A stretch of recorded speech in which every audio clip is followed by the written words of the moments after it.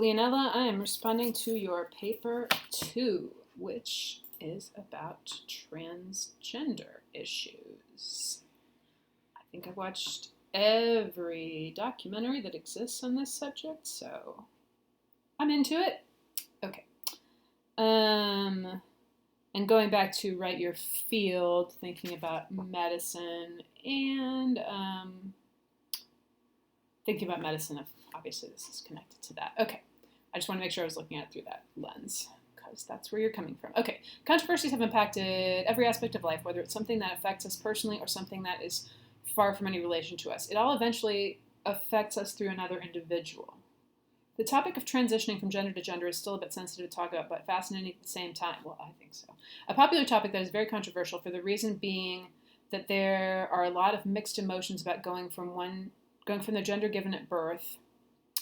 I think people often say assigned at birth now. I know, like, this is a lot of new language and new stuff. So I don't mean to be critical about that, but I think that might be what you want. Okay. About one going from their gender given at birth to the other, or even at times non-identifiable. In this paper, I will touch points on what it is to become transgender, who this affects, the values people have created around this topic, and who has the power in this. Cool. Parts of this, I think, are ripe for cutting back on words you don't need. Like the last 2 sentences in the paragraph. I think there's a lot there you could cut out, and I think it would be clearer. But I'll also say those first 2 sentences, I think you could cut out entirely. I know it breaks people's heart when I say that, but I feel like that's what's happening is what happens to me when I write an introduction, like pretty much every time. I write it and I'm like, okay, here we go. And then I look back at it later and I'm like, I don't need these first 3 sentences or this first page, God forbid. I feel like it's just kind of a natural thing that happens. It takes your brain a while to settle in. And it's okay, like you don't have to start all the way back. Like we talk about this introduction structure where people talk about the general idea of controversy in medicine, controversy in gender, or however you want to get smaller. You don't always have to back all the way up from that, right? All the way back to controversies. You could just start with transitioning is controversial. Okay, what does it mean to become known as a transgender? According to Alice Bradford, the term transgender is an umbrella term to describe people whose gender identity does not match the sex they were given at birth. Now, there's a difference between gender identity and being identified as trans. Gender identity is someone's personal internal sense of being either male, female, or something else. Gender identity is more common than being transgender.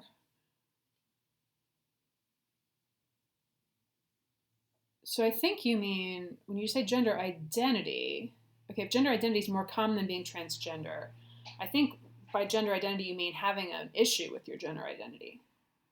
In the same article, Bradford states that around 1.4 million Americans identify as transgender. This number surprised me, and I would say that because it is so hidden and nobody yet to, that's the sentence you did in our practice. And I liked the new version. Okay. There are occasions in which a person will choose to not identify as either, and instead they view themselves as being both female and male. This is called genderqueer. Another form is gender expression. This is where one expresses themselves more through how they speak, dress, or act. Gender and sex are also 2 completely different terms. Oh, I think maybe you should do that first. Define gender and sex. I think that would make more, I think it would be clearer to me. Okay, but anyway, gender is basically how one comes off to others and how their behavior is towards others. Sex is the actual status of the person, whether they are male or female. Making the actual transition from gender to gender is not actually ever 100% possible. The most one can do is use hormones or some surgical procedures. Anyone at any age can decide that they would like to identify as either their given gender from birth or to identify as the other or both. Well, I mean, if they feel safe doing so, right? I mean, that's very dangerous, really. People get beat up and really tortured often.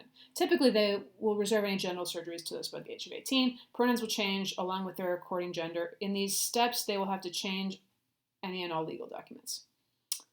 Yes.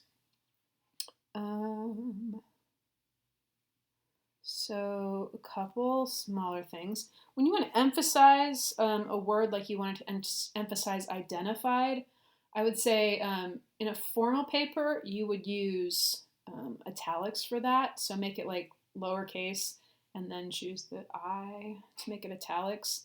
In formal papers, it's really rare for anybody to put anything in all caps for emphasis. I guess that just seems to be people often seem to think that that's a less formal way of emphasizing something. Something else I'm going to say. Okay. You may, sorry, get my thoughts together. I was going to also say, okay, when you say making the actual transition from gender to gender is not 100% possible. What I think you're missing there, and I mean, maybe you'll get into this later in the paper, is that we don't have a way of clearly identifying biologically what sex someone is to determine their gender. Like, that really doesn't exist. There are people who have, like, the chromosomes. There are people who have chromosomal anomalies that mean it's not just everybody's an XX or everybody's an XY. There are other things that happen. There are people who, when you look at the hormones that they have, like, that's a thing. Okay, so hormones, chromosomes, just like secondary sex characteristics. So, like, to look at somebody and see what they have. Of course, also to see, like, do people have genitals that look more like this or more like that? But there are people born, and like more than 2 or 3 of them who have genitals that are not clearly one or the other. So anyway, that little point you need to do a little bit more work on, but I'm liking it overall so far. This affects, well, almost everyone. By this I mean that whether or not you are associated with someone who's transgender, a friend of a friend will know someone who's transgender in the process. Probably so. This could even be anyone who uses different pronouns as well. It affects us all. Some know how to go about understanding the concept and others choose to fight against it, hence why this topic is controversial. Families of those who are transgender are affected heavily. Again, like, let's not do the all caps. Honestly, I don't think you need to emphasize that. So it's kind of like when you are writing a formal paper, like, everything you say already has kind of a weight to it because this is a formal paper. So just by using the word heavily or, they're affected a lot, that's already a pretty strong statement in a formal paper, just to even use that word. So yeah, you don't need to do more emphasis. The family can either choose to accept or not accept their loved one, but regardless, they will get the hellfire for anyone who is against transgenders, also known as transphobia. Extra words. Okay. Being associated with one who is transgender can be a tough time, but if they'd rather be there for the one going through a huge period in their lives, it makes their lives easier to transition. Definitely. Believe it or not, people who are against the transgender, quote, trend are affected by choice. They technically don't have to mind the fact that someone decided to change a few features of their body, but choose to have an opinion or a saying on the movement. I'm not sure what that means. People who are against the transgender trend are affected by choice. They don't. Yeah, that needs revising. I don't understand. Okay, moving on. People seeking relationships are also affected by either being surprised with the news or they are very accepting, so that would sometimes cause some mind twisting. And you don't have to go into all this, but that's a fascinating thing for me as I've watched different and read different things about this issue. Like, the fact that people would be so offended or weirded out, like, when you go on a date with someone, you don't, like, talk about, like, okay, well, here's the genitals I have. So it just seems a little, I understand culturally that's how it goes down, but, like, yeah, that's a pretty private thing that, of course, you wouldn't talk to strangers about or people you don't know very well. Anyway, as I thought about the value that transgender people carry and the values that others may carry, I thought that the following fit for this instance: control, certainty, health, pleasure, tradition, curiosity, appreciation, acceptance. Oh my God, that's a lot. Certainly because they know they want to change major aspects of themselves. It's not something you can be juggling between, such as getting bored of one gender and doing the next thing the following day. Right, you have to be certain. I mean, for some of those things, right? Not all of them. Like you can dress like a woman one day and dress like a man the next day. You know, nobody's hurt by that.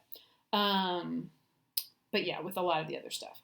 Pleasure, the transgender will be happy with the switch in their life, I think you meant, and come to be able to accept themselves for what they believe they are I think you meant to be in life.